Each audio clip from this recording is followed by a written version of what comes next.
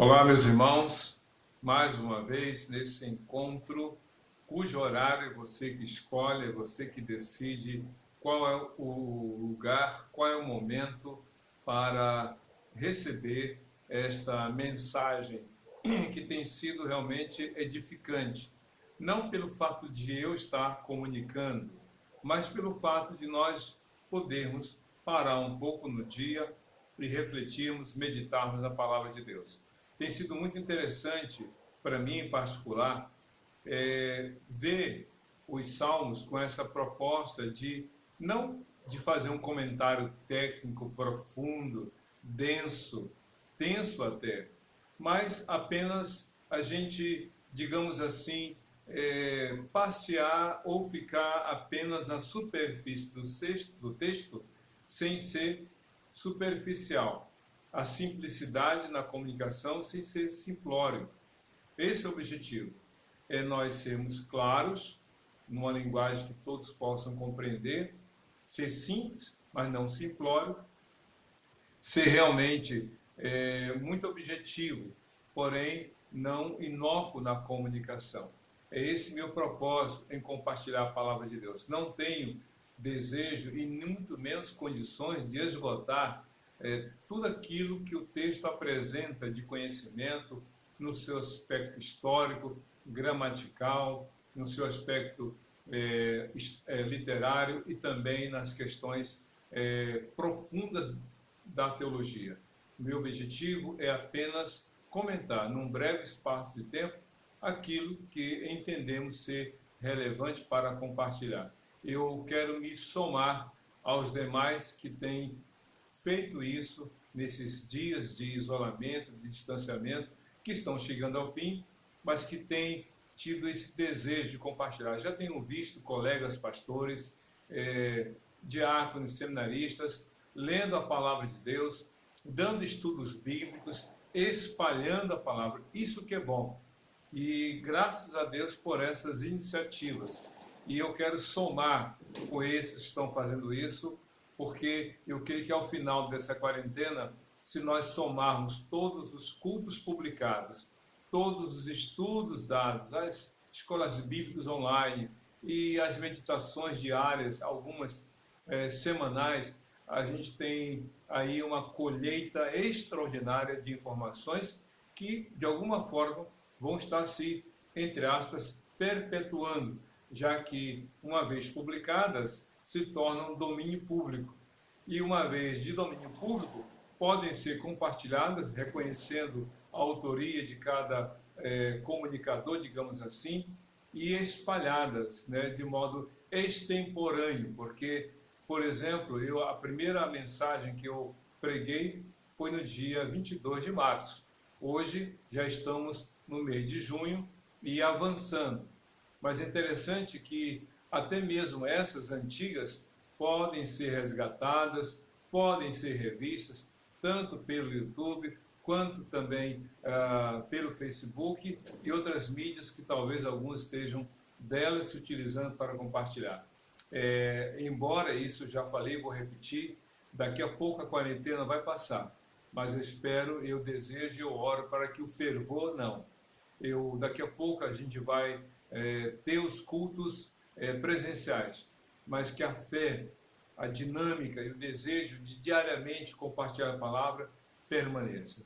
Eu sei que as demandas serão outras após a quarentena, o tempo também ficará de alguma forma mais fragmentado, mas o meu compromisso com Deus é de continuar realmente compartilhando com todos que desejam se alimentar da palavra do Senhor.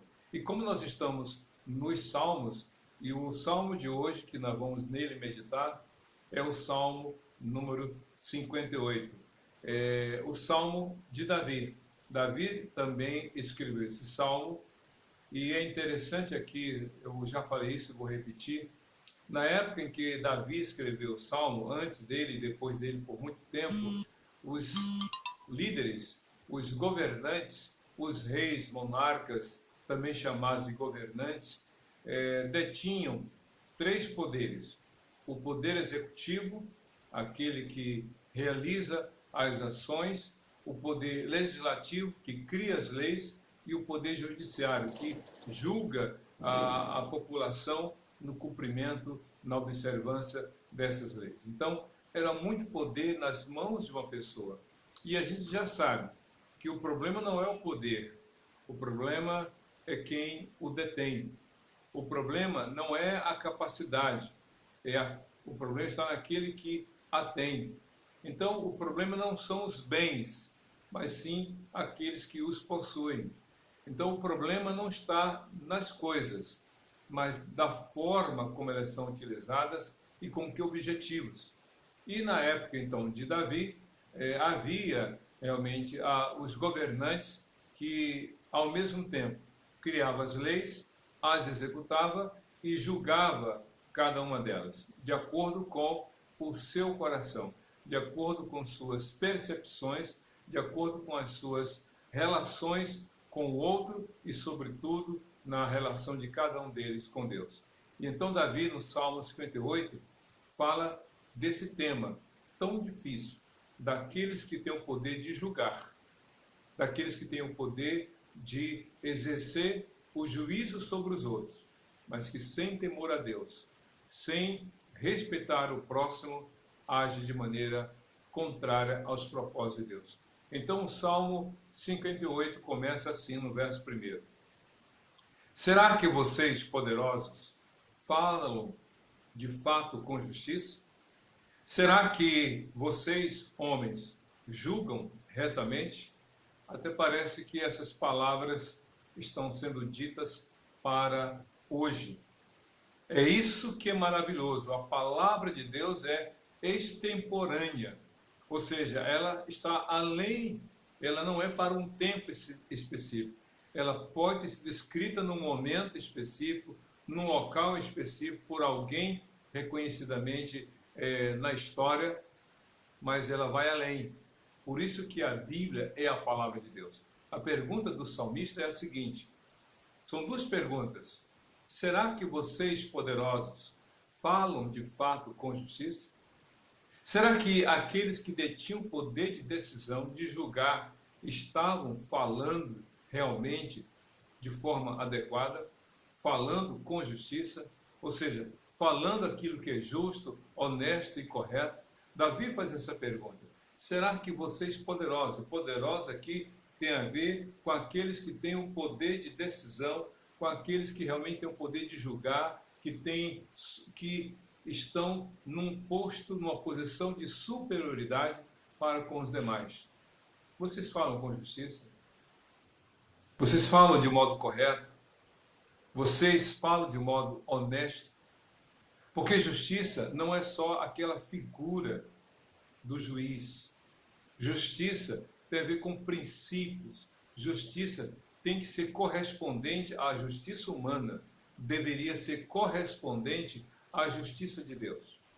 E é nesse sentido que talvez o salmista esteja perguntando: vocês que detêm todo o poder, falam com justiça? E a segunda pergunta é mais emblemática. Será que vocês, homens, tramam, ou melhor, julgam retamente? Ou seja, quem tem o poder de julgar está numa posição de superioridade diante daquele que pleiteia a sua causa. A palavra de um juiz tem uma influência determinante sobre o presente e o futuro daqueles que apresentam as suas demandas. E aí é interessante o jogo de palavras. Davi disse no verso 1, na primeira parte: será que vocês, poderosos, falam de fato com justiça? E aí na segunda parte do verso 1 ele fala: será que vocês, homens? É como se a Bíblia estivesse dizendo: vocês se julgam poderosos, mas não passam de homens. Vocês se julgam acima dos outros, mas são iguais aos olhos de Deus. São homens. E é dessa maneira que aquele que tem o poder de decisão deveria julgar, deveria se pronunciar. Embora esteja numa função diferente, numa função de superioridade, também são homens. Mas será que todos os poderosos, ou melhor, será que todos os homens, todos os juízes, todos os governantes, todos os reis, todos aqueles que exercem poder, se veem como iguais aos outros? Essa é a pergunta que tem que ser respondida por cada pessoa diante de Deus. E a resposta que Davi dá no verso 2 do Salmo 58 é a seguinte: não. Ele faz a pergunta, mas já tem a resposta. A pergunta é: vocês poderosos, vocês falam com justiça? E a segunda pergunta é: vocês, homens, julgam retamente? A resposta é não. Naquela época, para os daquela época, a resposta foi não. E a resposta para hoje? Para aqueles que exercem o poder, para aqueles que têm o poder de mando, de comando, de julgar, a resposta qual é? Pela palavra de Deus, diz aqui a resposta que Davi deu àqueles daquela época: é o seguinte: não, diz no verso 2 do Salmo 58, não. No coração vocês tramam a injustiça, e na terra as suas mãos espalham a violência. São duras as palavras, mas isso é a constatação, porque Davi, embora ali humanamente presente, avaliando, observando a ação dos homens, escreveu isso. Mas o que ele escreveu não foi só fruto de sua percepção, mas o que ele escreveu foi também resultado da visão que Deus lhe deu. Por isso que a fala dele está embutida naquilo que é, e assim entendemos e cremos ser a palavra do Senhor para todos nós. Não, no coração vocês tramam a injustiça, e na terra as suas mãos espalham a violência. Homens que exercem o poder, homens que estão numa função de superioridade, homens que têm o poder de decisão sobre as demandas das outras pessoas. Não agem com justiça, não falam de forma justa. Ao contrário, tramam a injustiça. E isso aqui é terrível, porque a Bíblia está dizendo que aqueles que deveriam zelar pela justiça tramam a injustiça. Deus condena aqueles que condenam o inocente e absolvem o injusto. Deus condena aquele que inverte os valores. É por isso que Isaías capítulo 5, o profeta Isaías escreveu. Isaías capítulo 5. Ai daqueles que ao mal chamam bem e ao bem mal, que chamam o certo de errado e o errado de certo. E aí ele vai falando das inversões de valores e de conceitos. Juízes, governantes que deveriam agir de modo justo, tramavam a injustiça. E diz mais: com as suas mãos espalham a violência.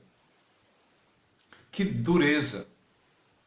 Que coisa muito triste para uma nação, para um povo que realmente percebe que aqueles que têm o poder de mando agem com desmandos. Aqueles que têm o poder de julgar são injustos. Aqueles que deveriam praticar o que é correto tramam a violência, praticam com as suas mãos a violência.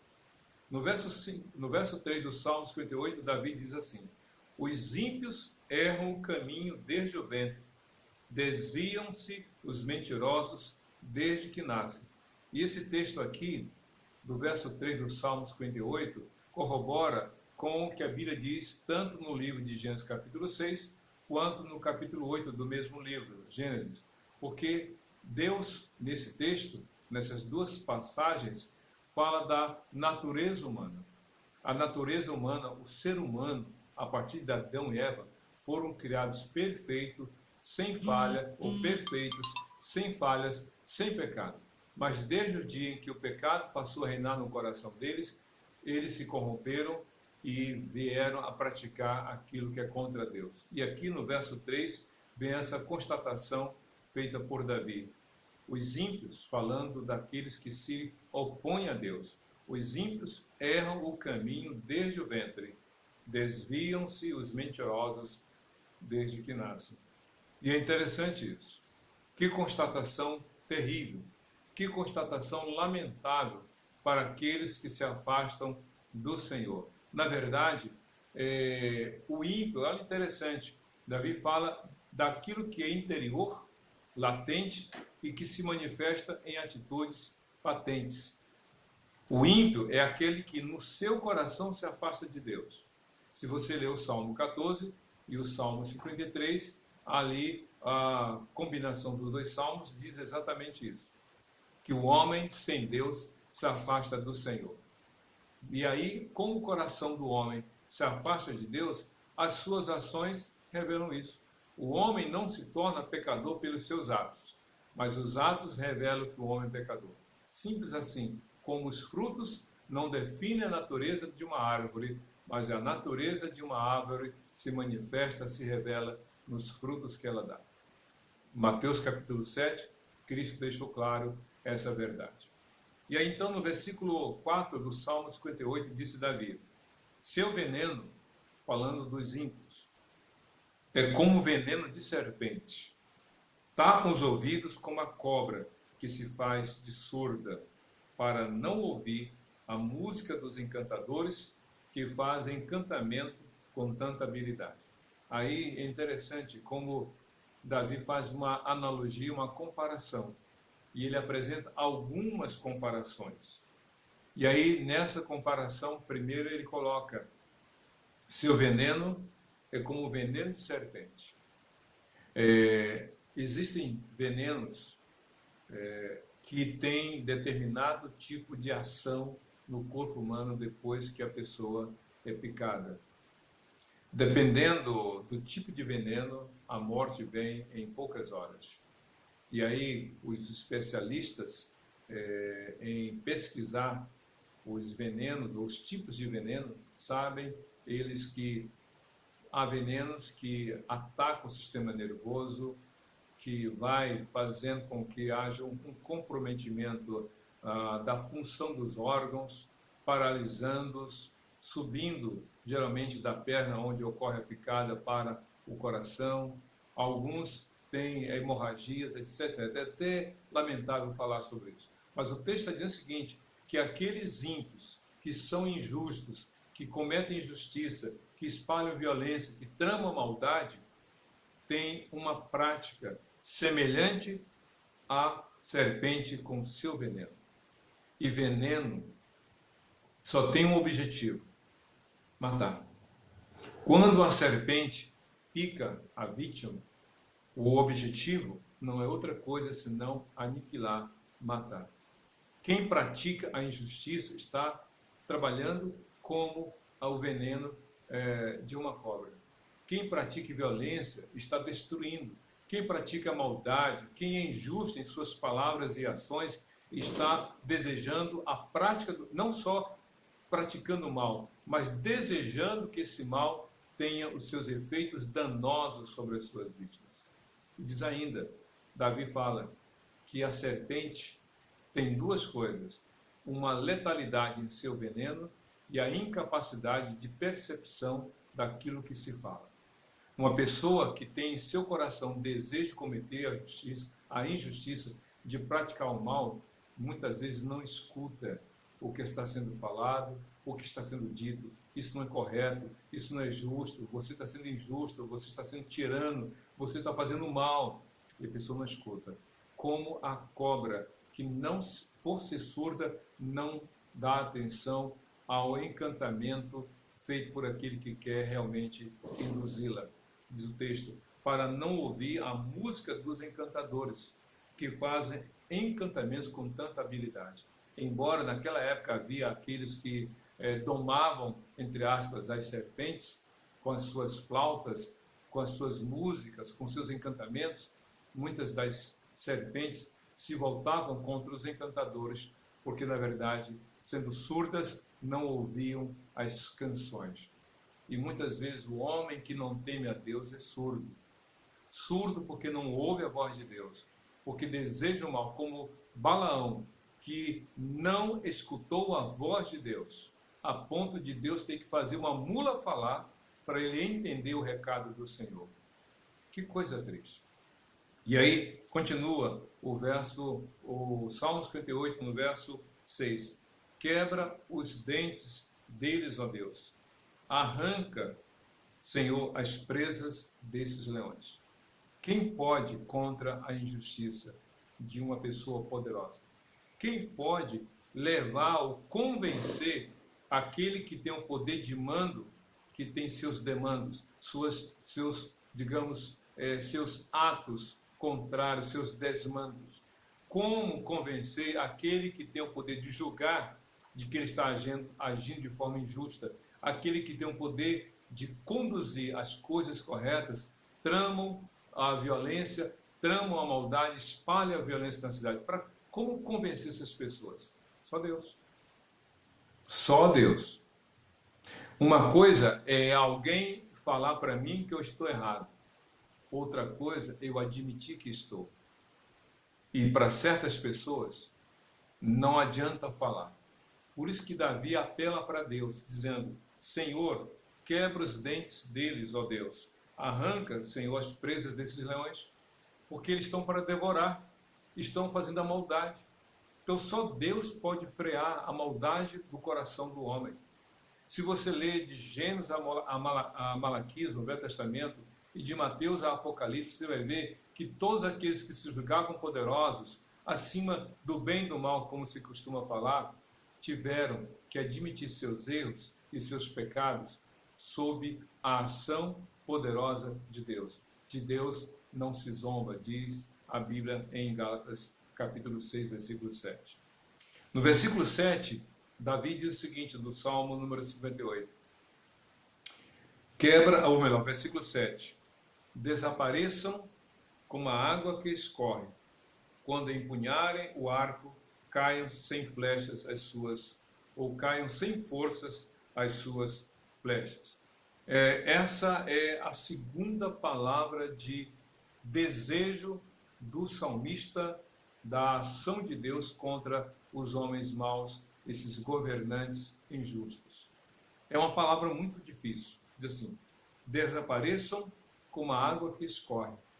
Você enche a sua mão de água quando a mergulha num lago.